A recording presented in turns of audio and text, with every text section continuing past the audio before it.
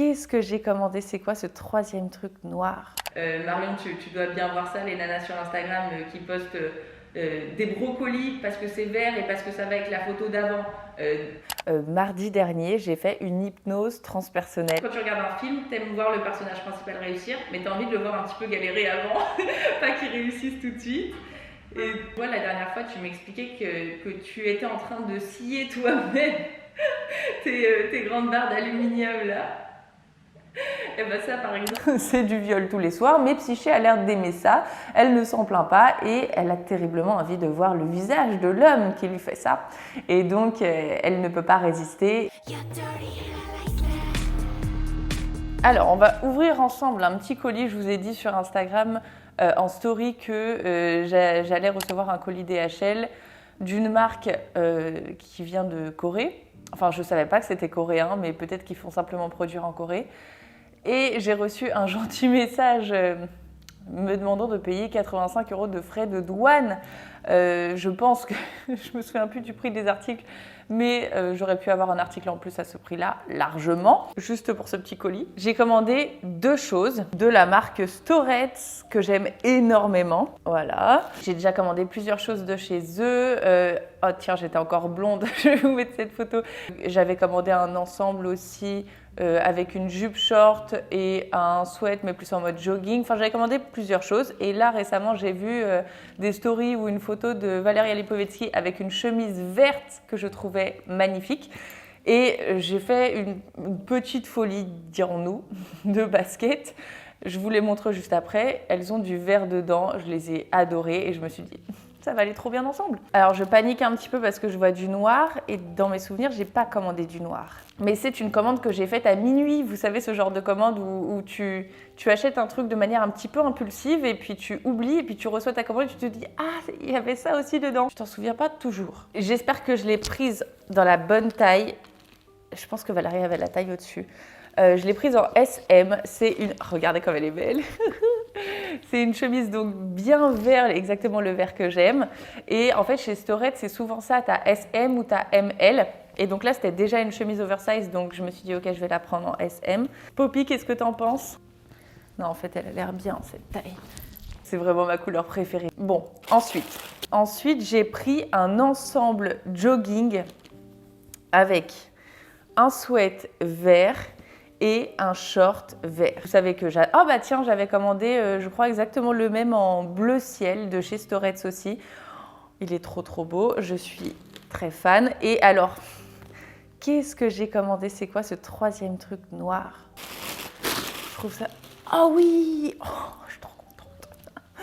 C'est un ensemble... Oh là, ça va rien donner comme ça, mais c'était tellement joli. Un ensemble avec un petit top comme ça et un cardigan qui est à mettre au-dessus. Et faut que je l'essaye, ça rend rien. Et alors, pour le petit pull, en fait, ce sont 2 pièces.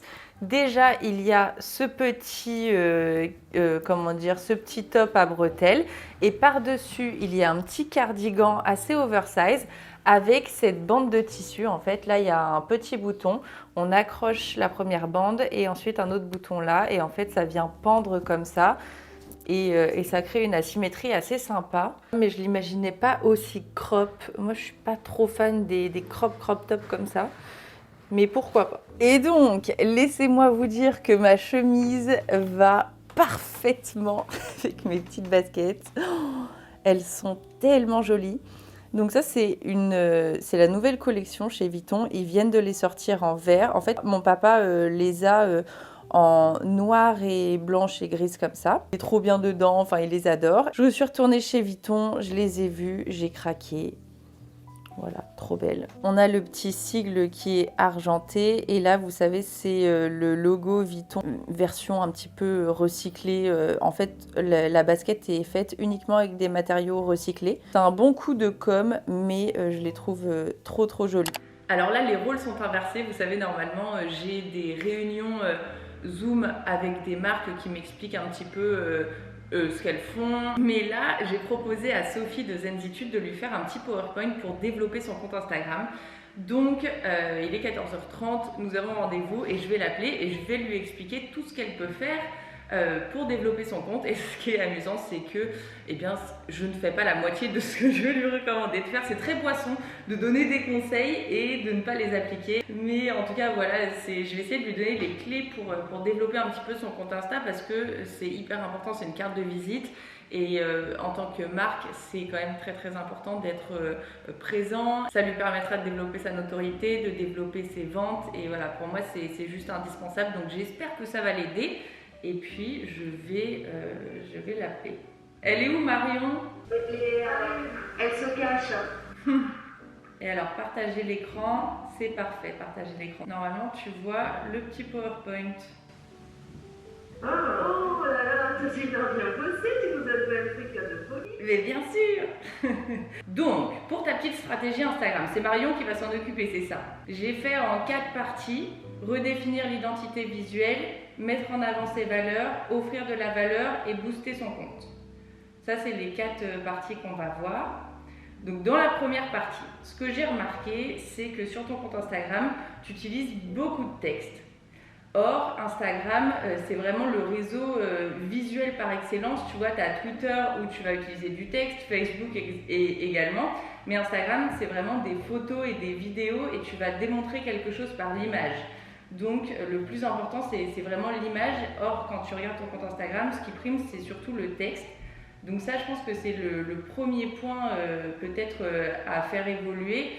Parce qu'Instagram, c'est vraiment ta carte de visite. C'est une carte de visite où tu dois voir immédiatement en un coup d'œil qu'il s'agit d'une marque. Tu dois comprendre ce qu'elle vend, tu dois comprendre son style, ses valeurs, etc. Et si tu mets trop de texte, limite, tu vois, l'image que j'ai mise, tu te rends même pas vraiment compte qu'il s'agit d'une marque, tu vois ce que je veux dire, et que tu vends des produits. Là, je suis en train de regarder la différence entre le nombre que je tiens, 451 chez eux, 25 chez nous. Oui, mais c'est justement parce qu'ils appliquent toutes ces techniques qui réussissent à avoir une communauté qui est engagée. Alors, pour la police d'écriture, là encore, c'est 4 fois ton compte Instagram, mais on dirait 4 comptes Insta différents. Parce que c'est des polices d'écriture différentes à chaque fois, des couleurs différentes. Donc vraiment, essayer de trouver... Regarde, tu vois, sur ton site internet, tu as choisi 2 polices. Une pour les textes et une pour les titres. Et moi, je t'encourage vraiment soit à choisir les mêmes, soit pareil pour Instagram, à choisir 2 polices similaires parce que ça te permettra encore une fois de créer une harmonie et qu'on se rende compte qu'il s'agit du même compte. Et en plus, tu vois, la police de tes titres est tellement différente de toutes celles que les autres marques utilisent que rien qu'en regardant une photo où tu mettrais un petit titre comme ça, eh bien, il saurait directement qu'il s'agit de Zenzitude parce que c'est la police de Zenzitude. Donc vraiment, ça fait partie de l'ADN de ta marque. Ça permet de personnifier la marque et comme c'est toi qui fais tes produits, tu peux vraiment mettre ton image. Ça permet de ne pas mettre une photo avec ta tête et de faire quelque chose d'un petit peu plus rigolo, artisanal dans le dessin. Et c'est vraiment chouette que tu aies ça, quoi. Donc utilise-les à fond. Tu dois montrer visuellement que tu es une marque artisanale, écologique, vegan, cruelty free, que tu utilises que des produits sains, de qualité, et ça tu dois le voir en image. Par exemple, tu peux, exactement comme sur ton site, tu mets ton savon et tu mets autour de ton savon les ingrédients qui sont utilisés à l'intérieur. Et ça peut être pas mal. Tu vois, la dernière fois, tu m'expliquais que tu étais en train de scier toi-même tes grandes barres d'aluminium là. Et ben ça, par exemple, tu peux le montrer en vidéo, enfin tu peux le dire carrément. Ensuite, raconte ton histoire. On ne sait pas qui tu es, d'où tu viens, et je pense que pour s'attacher à une marque, surtout une marque artisanale, c'est important de partager ton parcours personnel. Moi, je ne sais même pas pourquoi tu as commencé à utiliser des soins naturels. Est-ce que tu as eu une réaction allergique? Enfin, tu vois, est-ce que tu utilises ça depuis toujours? Quel a été l'élément déclencheur? Vraiment raconter une histoire pour être encore plus crédible et pour que les gens se disent ah ouais, si elle a commencé l'artisanat, si elle fabrique elle-même ses produits, c'est pour cette raison, sans raconter toute ta vie, tu vois. Mais... Je dis qu'il y a la raison, hein, c'est ma grossesse qui a fait que je suis passée aux cosmétiques bio et que je ne trouvais pas ce que je voulais, qui me convenait surtout en cosmétiques pour enfants. Donc j'ai décidé de créer ma marque. Ok, bah ça tu peux carrément le dire parce que il y a tellement de femmes qui sont dans ton cas, qui tombent enceintes et qui savent plus quoi utiliser. Donc ouais, communique là-dessus.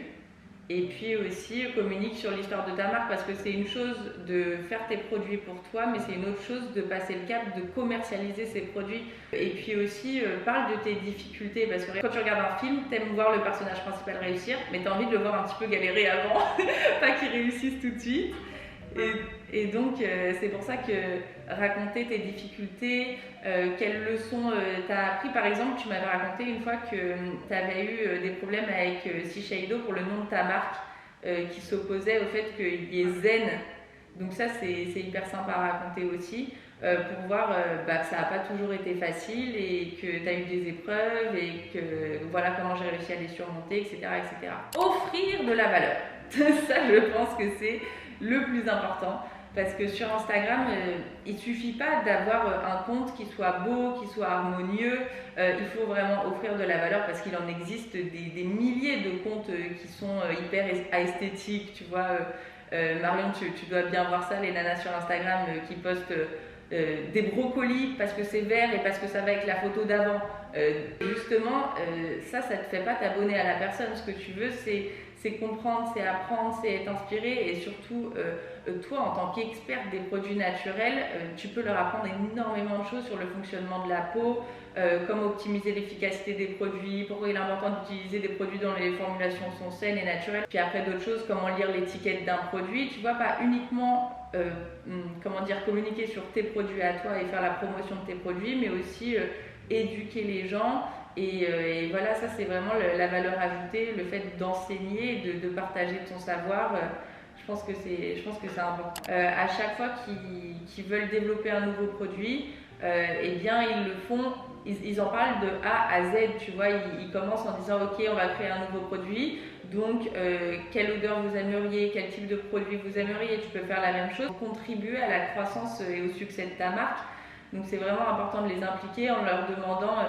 Ensuite, varier les types de posts. Et alors là, je t'ai donné une liste de posts que tu peux faire, d'idées que tu peux réaliser. Ouais, donc voilà, là, tu as plein d'idées que tu vas pouvoir exploiter. Et c'est quand même super important parce qu'aujourd'hui, c'est grâce aux réseaux sociaux que tu fais connaître ta marque et tous les jours. Et c'est vrai que moi, ça, c'est pas mon travail à plein temps. Bah ouais. En premier, la fabrication, les particules, le laboratoire et tout. Et c'est vrai que déléguer, je pense que c'est le premier mot parce que... Voilà. Je viens de terminer ma petite conférence avec Sophie. Et c'est vrai que gérer les réseaux sociaux, c'est vraiment un métier à part entière. Et donc, c'est normal que lorsque tu es savonnière de métier, que tu prépares tes produits de manière artisanale, que tu es dans ton laboratoire toute la journée, c'est normal que tu ne saches pas comment gérer des réseaux sociaux. Et c'est pour ça que je voulais vraiment l'aider parce que c'est ce que je fais toute la journée. Regardez ce que j'ai reçu. Je suis comme une enfant à chaque fois que je reçois ça. Je trouve ça absolument dingue. C'est la valise, même pas le sac, c'est une valise. Il y a une poignée et tu peux vraiment t'en servir en tant que valise. De toutes les nouveautés, je sais Poppy, ça fait beaucoup. De toutes les nouveautés de chez Sephora. Et ça sent bon. Donc voilà, je peux ouvrir un petit Sephora chez moi. On commence déjà avec une des marques que j'adore, Sunderilay. Un sérum rétinoïde niacinamide pour les yeux. Trop bien. Antipode, qui est également une marque que j'adore. Une crème nuit à l'avocat. Just to the People, je l'adore aussi. Un sérum à l'acide mandélique. C'est un exfoliant 3% AHA, 2% BHA, 1% PHA. Vous savez que j'adore ce genre d'exfoliant. Des palettes de fard à paupières. Oh, elle est trop belle. Une nouvelle Tangle Teaser. The Ordinary, j'avais tellement envie de tester celui-ci aussi à l'acide salicylique. Belief aussi, sa super marque également. Oh, mais il y a tellement de skincare. Shampoing solide. Oh, The Inky List aussi, pareil, j'adore. Un nettoyant à l'acide hyaluronique. Merci beaucoup Sephora pour cette valise de nouveautés. J'ai hâte de tout tester et de découvrir tous ces nouveaux produits. qui sont d'ailleurs pas tous nouveaux, hein, mais beaucoup de skincare clean avec des ingrédients d'origine naturelle, tout ce que j'adore. Merci beaucoup et je vais tester. Et puis ça, comme je peux pas tout garder, sinon la date de péremption arriverait avant que j'ai eu le temps de tout tester, je vais bien sûr vous faire gagner des produits sur Instagram. Je voulais vous raconter un petit peu où j'étais ces derniers jours parce que c'était l'anniversaire de mon papa le 2 février et donc nous sommes partis mercredi et jeudi avec mon copain à Paris parce que à chaque fois, lorsque c'est l'anniversaire de mon papa, c'est lui qui nous offre des cadeaux incroyables. Il est vraiment très très généreux et donc il nous avait fait vivre des expériences géniales. Déjà, nous sommes allés voir l'exposition des collectionneurs Morozov à la Fondation Louis Vuitton. L'architecture de la Fondation Louis Vuitton est juste sublime et donc rien que pour ça, c'est super d'y aller. Si vous n'y êtes jamais allé, je vous y encourage vraiment. Et donc là, l'exposition, c'était sur la collection Morozov. Il y avait du Matisse, du Van Gogh, du Cézanne, du Renoir, enfin c'était vraiment des œuvres incroyables. J'ai aussi adoré la dernière pièce qui était consacrée à l'amour entre Psyché et Cupidon. Vénus était jalouse de la beauté de Psyché et donc elle demande à Cupidon de la tuer et finalement lorsque Cupidon arrive, eh bien il tombe amoureux de Psyché, de sa beauté. Vénus est verte de jalousie. Cupidon l'enlève dans son sommeil et lui promet de la protéger seulement si elle accepte de passer ses nuits avec lui, mais de ne jamais voir son visage. C'était la condition. Donc, c'est clairement un viol, c'est du viol tous les soirs, mais Psyché a l'air d'aimer ça, elle ne s'en plaint pas et elle a terriblement envie de voir le visage de l'homme qui lui fait ça. Et donc, elle ne peut pas résister et un soir, lorsque Cupidon est endormi, eh bien, elle vient avec une petite bougie pour observer son visage, sauf qu'elle est émerveillée par la beauté de Cupidon, elle est saisie par l'émotion, elle fait un geste et elle fait tomber une goutte de cire qui réveille Cupidon, qui est furieux. Et donc, pour se racheter, Psyché va devoir faire des épreuves, des tâches un petit peu comme Hercule finalement, très difficiles. Et elle les réussit tous parce que Psyché est aimée de tout le monde, elle est belle, tout le monde veut l'aider. Sauf la dernière tâche qui est de ramener la beauté de Perséphone, qui est la femme d'Hadès et qui est apparemment d'une beauté remarquable. Et donc elle avait pour mission de mettre la beauté de Perséphone sous forme de crème dans une petite boîte. Psyché ramène donc la petite boîte avec la beauté de Perséphone à Vénus, sauf qu'elle ne peut pas s'empêcher d'ouvrir la boîte pour voir justement cette crème et la beauté. Et donc elle tombe dans une malédiction, dans un sommeil proche de la mort finalement, duquel elle ne pourra jamais se réveiller. Ça me fait un petit peu penser au conte Sleeping Beauty, la Belle au bois dormant qui est endormie dans un sommeil de 100 ans. Et la voyant mourir, Cupidon ne peut pas résister à venir l'embrasser pour la délivrer de ce sommeil mortel. Et dernier tableau, on voit Jupiter qui est entouré de Psyché seins nus. C'est une relation, ma foi, curieuse, avec Cupidon à côté et apparemment elle est pardonnée. Donc voilà, j'ai adoré cette salle et j'espère que j'ai raconté l'histoire correctement parce que nous avons eu la chance d'avoir une guide qui était là pour cet étage de la Fondation Louis Vuitton. Ça a duré une quinzaine de minutes et c'était génial. J'adore avoir des guides dans les expos parce qu'on nous explique des détails, des symboles qu'on ne remarquerait même pas. Elle nous a aussi donné beaucoup de symboles sur Matisse. J'ignorais complètement que Matisse était l'artiste qui avait eu l'évolution la plus rapide et la plus drastique, si je puis dire, parce que lorsque l'on voit ces toiles au tout début, c'est extrêmement réaliste et puis plus on avance, mais rapidement, et plus il va apporter des couleurs extrêmement vives et des représentations un petit peu moins réalistes. Et c'était intéressant de voir tous les symboles et elle nous a ensuite parlé de Bonnard, qui était apparemment dans les premiers à représenter des femmes nues. Avant, c'était assez choquant de représenter du nu et encore plus du nu de la vie quotidienne, vraiment des personnes lambda comme vous et moi.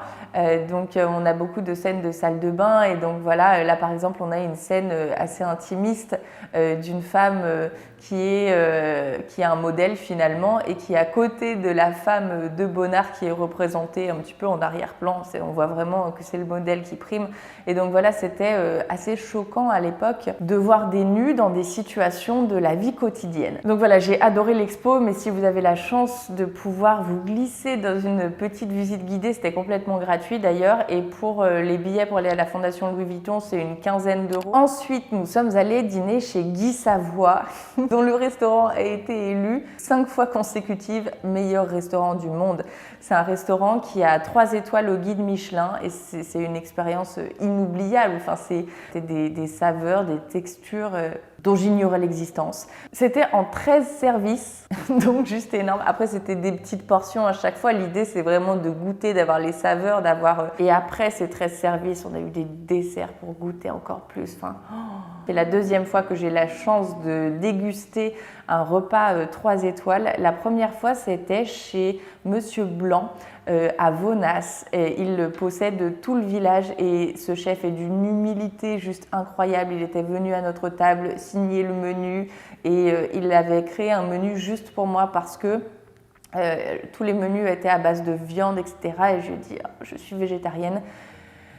Et j'ai jamais aussi bien mangé de ma vie. Il a vraiment créé un menu sur mesure pour moi et c'était une explosion de saveurs. Et donc on peut dormir pour le coup à Vonas parce qu'il y a un hôtel un petit peu auberge vraiment avec des rideaux, avec des gros carreaux, quelque chose d'assez rustique finalement avec cette cuisine qui est tellement raffinée. Donc pas du tout guindé, très chill et très familial. Ça peut vous donner d'ailleurs une idée de cadeau pour la Saint-Valentin, d'offrir un repas étoilé, ça peut être sympa parce que c'est un cadeau expérience qui crée des souvenirs. Pour revenir à Guy Savoy, c'était une expérience incroyable et la chance que nous avons eue, c'est d'avoir ma maman qui est extrêmement convaincante et qui ose et qui a demandé à notre serveur qui était juste adorable, ça serait trop sympa de pouvoir faire le tour du restaurant. Alors il était super tard, il était 00h30, tout le monde était parti et il ne restait que nous. À la base, elle voulait faire le tour du restaurant parce qu'il y a des œuvres qui sont intéressantes et donc savoir d'où les œuvres proviennent, ce qu'elles veulent dire, le symbole derrière tout ça, pourquoi ils ont choisi ces œuvres-là pour mettre dans le restaurant, qui est d'ailleurs tout noir, mat. On est vraiment dans une ambiance extrêmement intimiste avec des œuvres qui sont vert flashy, des sculptures, des tableaux magnifiques. Donc le serveur nous a fait tout le tour du restaurant et également les cuisines. Nous avons pu visiter les cuisines de Guy Savoy, c'est juste dingue. C'était d'une propreté remarquable. Vraiment. Et ce qui est chouette, c'est que même dans les cuisines, tu as des tableaux et tu as des œuvres. Enfin, j'ai adoré, c'était une superbe expérience de A à Z. Et pour couronner cette journée incroyable, nous avons dormi au Meurice. Je vais vous montrer ce qu'ils m'ont offert pour Poppy. Quand on arrive, il est très mignon votre petit chien, comment il s'appelle? Poppy. Comment ça s'écrit? P-O-P-P-Y. D'accord. Et là, tu trouves sur la porte de ta chambre un petit cadeau avec une serviette pour Poppy. C'est hallucinant. Voilà, Poppy a une petite serviette brodée à son prénom par le Meurice. Tellement reconnaissante parce que ce sont des expériences exceptionnelles qui créent des souvenirs aussi indélébiles. Et alors, vous n'avez absolument pas besoin de dîner dans un resto 3 étoiles ni de dormir dans un hôtel 5 étoiles pour créer des souvenirs indélébiles et de superbes expériences. Donc voilà, écoutez, mon petit week-end parisien. Et sinon, à part ça, ça m'a montré à quel point je suis contente de vivre à Lyon parce que bien que j'ai des étoiles dans les yeux, que c'était des expériences exceptionnelles, je pense que maintenant, j'apprécie Paris en tant que touriste entre guillemets, enfin pour des expériences ponctuelles parce que dès que je suis arrivée à Paris, je me suis fait agresser verbalement. C'est des micro-agressions en fait à chaque fois. Dès que je suis sortie du train, il y a eu embrouille. Non mais c'est absolument dingue parce que les gens ont l'air tellement stressés et c'est ça qui m'a paru curieux lorsque je suis arrivée à Lyon, c'est que lorsque je rentrais dans des boutiques, on me souriait. On me disait bonjour mais avec sincérité et on discutait avec moi et Et moi, je trouvais ça dingue parce que j'avais oublié le côté humain des relations. Parce qu'à Paris, c'est beaucoup plus froid. Et la grande différence lorsque je suis revenue à Paris, ce qui m'a vraiment marqué, c'est le bruit. À Lyon, c'est beaucoup plus calme. Il y a très très peu d'embouteillages. Après, vous allez me dire qu'il y en a quand même. Mais comparé à Paris, c'est quand même, ça circule très bien. Les gens ne klaxonnent pas, ils ne sont pas comme des cinglés au volant. C'est beaucoup plus chill et c'est là que tu vois la différence entre la capitale et les autres villes. La différence au niveau de la propreté de la ville est juste dingue entre les mégots par terre, les chewing-gums, les crottes de chiens. Je me suis rendu compte en revenant à Paris à quel point cette ville est sale et je suis tellement contente d'être ici. Vraiment, ça change tout sur mon moral. Donc voilà, écoutez, petit résumé, je suis extrêmement contente d'aller à Paris de manière ponctuelle mais de ne plus y vivre. Et je suis absolument reconnaissante et tellement heureuse d'avoir pu vivre ces expériences. Je suis confrontée à une situation de laquelle il faut que je m'occupe maintenant, avant qu'il ne soit trop tard. J'ai, voyez-vous, beaucoup de bananes qui vont bientôt pourrir. J'en ai vraiment une dizaine. Donc ce matin, je vous ai demandé en story si vous aviez des recettes à me recommander à base de bananes. Et j'étais plutôt dans le mood banana bread et muffin. Alors vous avez été extrêmement nombreuses à m'envoyer des réponses. Je pense que je n'ai jamais eu autant de réponses à une question. On a la communauté qui nous ressemble. Vous avez plein de recettes en stock. Et vous m'avez beaucoup recommandé des pancakes à la banane, mais j'avais pas trop envie de pancakes, j'en ai déjà fait. En fait, c'est parce que j'en ai fait pendant tout un semestre lorsque j'habitais à Séoul. Je me faisais tout le temps des pancakes à la banane. Donc je pense que j'ai fait une petite overdose et c'est pourquoi je vais tester une autre recette. Il y a une abonnée qui s'appelle Jeanne qui a un compte de recettes vegan qui ont l'air superbe d'ailleurs, qui m'a envoyé sa propre recette de banana bread et j'ai très envie de la suivre.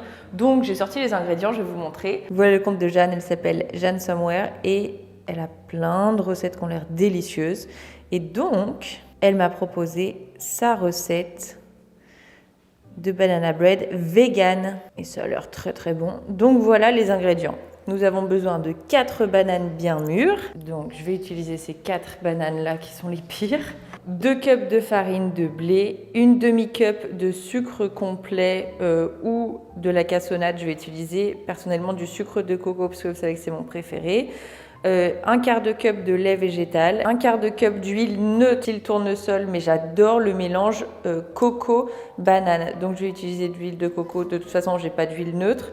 Ensuite, un sachet de levure chimique et une demi-tablette de chocolat noir. J'ai mon petit moule en silicone. Écoutez, ça a l'air super simple à faire, donc je vais tester ça de suite. Et pour le reste des bananes, je vais les congeler, tout simplement les ouvrir, les couper en petits morceaux, les mettre dans des sacs de congélation et au congélateur. Et comme ça, pour les smoothies, c'est vraiment parfait et ça fait une bien meilleure texture lorsqu'on fait un smoothie avec une banane congelée que lorsque l'on fait un smoothie avec une banane normale, température ambiante quoi.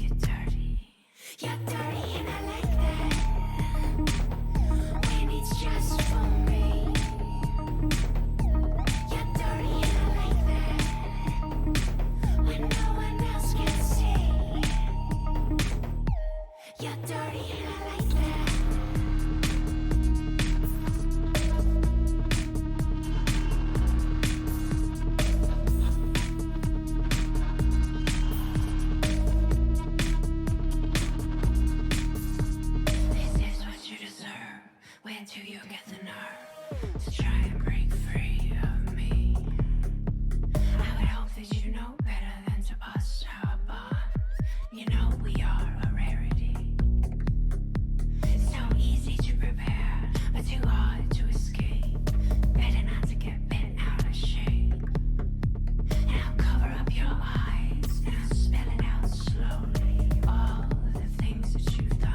Je voulais vous raconter une expérience assez dingue que j'ai faite. Mardi dernier, j'ai fait une hypnose transpersonnelle avec Séverine Barbier. Alors pour vous contextualiser un petit peu la chose, parce que j'ignorais complètement ce que c'était, jusqu'à voir une vidéo IGTV de Chloé Bloom qui racontait justement son expérience d'hypnose transpersonnelle et ça m'a tout de suite parlé, intriguée. Donc d'ores et déjà, si vous n'êtes pas du tout à l'aise avec ces concepts-là d'hypnose et de vie antérieure, etc., eh bien, je vous invite à ne pas regarder si vous n'aimez pas ce genre de choses. Mais pour les autres, voilà, je voulais vous raconter ma petite expérience. Donc, suite au visionnage de l'IGTV de 45 minutes de Chloé, eh bien, je suis allée sur le profil Instagram de Séverine. Je l'ai contactée et je lui ai dit « moi aussi, j'ai trop envie de faire ça ». Et donc, on a fixé un rendez-vous qui était, je crois, 2 ou 3 mois plus tard parce que Séverine est surbookée. Je crois qu'elle est bookée 6 mois à l'avance et elle fait une seule hypnose transpersonnelle par jour, tant ça demande de l'énergie pour elle puisqu'une séance dure entre 2 et 4 heures. Mais donc elle a accepté d'en faire 2 exceptionnellement pour que je puisse passer assez rapidement. Alors déjà, il faut savoir que Séverine, c'est la fondatrice de l'hypnose transpersonnelle, qui est également appelée hypnose régressive ou hypnose spirituelle. Et il y a donc plusieurs types d'hypnose et l'hypnose transpersonnelle est donc un type d'hypnose qui est spécialisé dans la régression, dans le fait d'explorer les vies antérieures. C'est donc la communication purement avec la conscience supérieure et pas le mental. Donc comme je vous le disais, il y a pas mal d'attentes pour faire une séance d'hypnose transpersonnelle avec Séverine, mais il y a aussi une autre approche si vous désirez vous former parce que apparemment tout le monde peut devenir hypnotiseur, peut réussir à hypnotiser les gens. Donc elle a créé une formation pour devenir praticien en hypnose transpersonnelle que j'ai très envie de suivre honnêtement.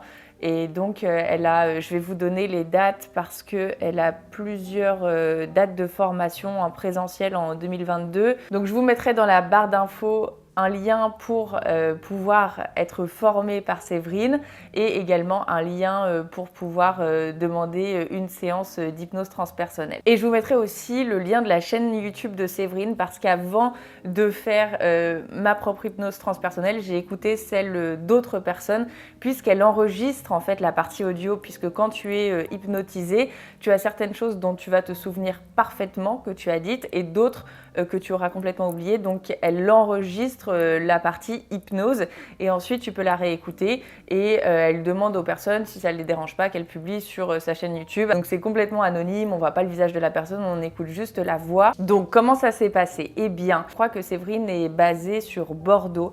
Donc j'avais la possibilité d'aller la voir, mais honnêtement, l'hypnose transpersonnelle peut se faire tout aussi bien en Zoom.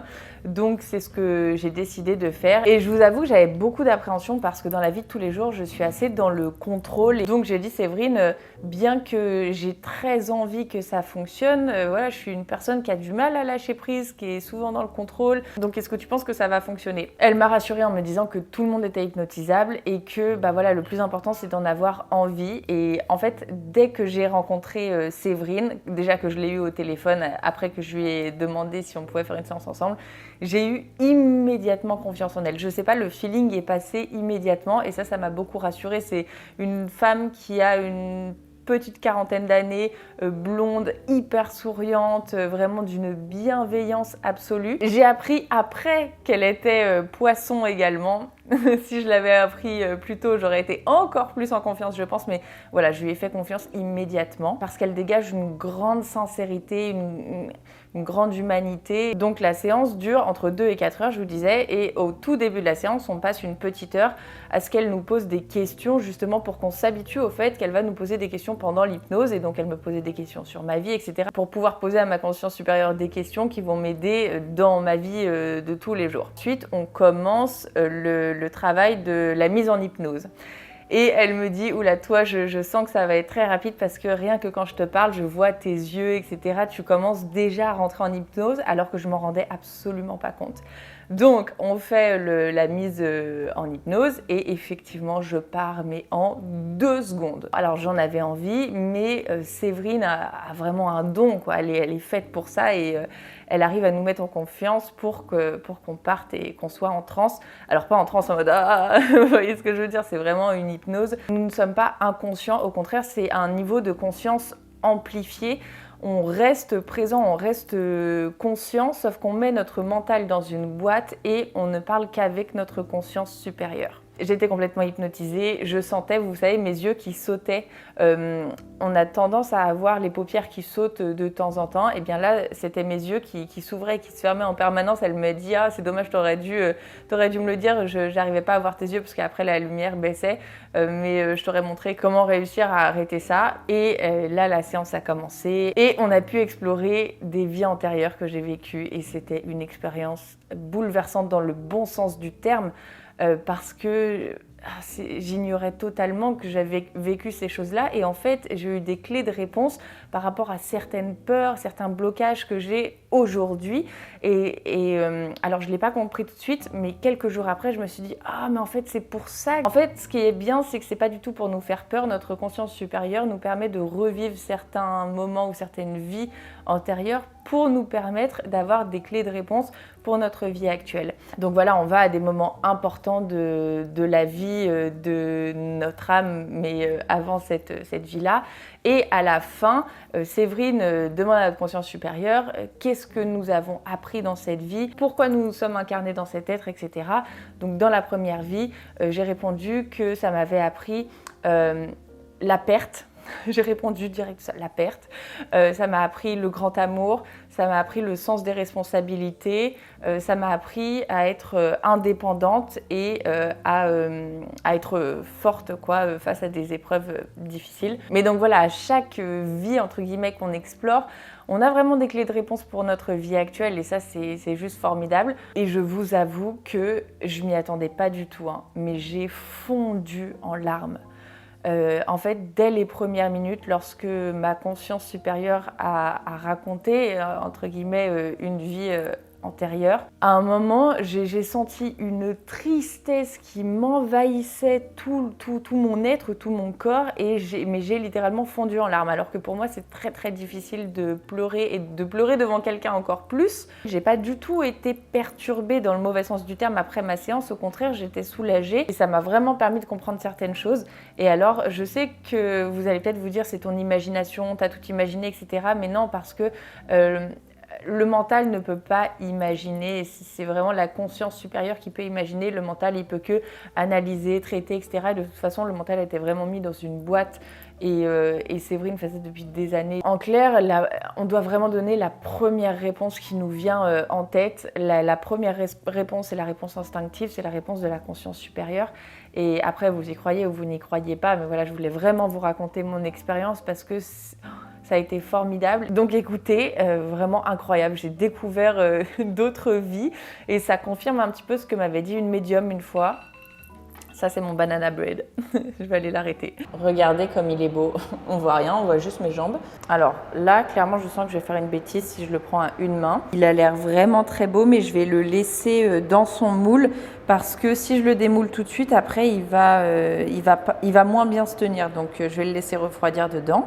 Et donc voilà, écoutez, que d'émotions avec cette séance, je vous le conseille vraiment. Si vous êtes intéressé par tout ça, tous ces sujets un petit peu mystiques, vous allez adorer faire une séance avec Séverine. Et même mon copain, qui est la personne la plus terre à terre que je connaisse, est bien intéressé et a bien envie de le faire également. Donc écoutez, on verra ça. Moi j'ai adoré, je m'attendais pas du tout à raconter ces vies-là, à ce que ma conscience supérieure dévoile ça. Mais effectivement, tout ce que j'ai dit, ça m'a permis de faire un petit peu le bilan sur ma vie actuelle et de comprendre certains comportements. Donc franchement, c'est que du positif. Ça peut paraître un petit peu étrange, etc. Mais il y a tellement de choses qui nous dépassent, vous savez. Nous sommes bien plus qu'une simple enveloppe physique. Là, je suis en train de terminer le livre de Sadhguru, justement, qui parle du lien entre le corps, l'esprit, l'énergie, etc. Et c'est vrai que notre enveloppe physique, c'est rien par rapport à toute l'énergie que nous sommes finalement. Donc justement, je pense que mercredi, je ferai une petite revue sur le livre de Sadhguru parce que c'est vraiment pure spiritualité, encore plus loin que le développement personnel, mais vraiment très très intéressant. Et puis voilà pour ce petit vlog. Je vous embrasse très fort. Je vais attendre que mon banana bread refroidisse et je vais goûter une part. On se rejoint tout de suite sur Instagram ou sinon mercredi prochain à 18h25 pour une nouvelle vidéo sur YouTube. Mouah! Je vais goûter ce banana bread en dessert. Alors, je vais vous montrer l'intérieur. Il a l'air bien moelleux. Ouf! C'est de bon augure, ça. Oh, waouh! Il est trop bien marbré, je suis trop contente. En fait, non, pas si bien que ça. Mais ça change de d'habitude. En revanche, je pense que j'aurais dû rajouter des petites noix de pécan. Mais regardez, il est bien moelleux. Regardez ce petit chocolat fondant là. Mais il est vraiment très très bon. Il manque juste le petit côté croquant que j'aurais bien rajouté avec des noix de pécan ou alors des noisettes. J'en avais plein, c'est dommage. Trop bon, merci Jeanne.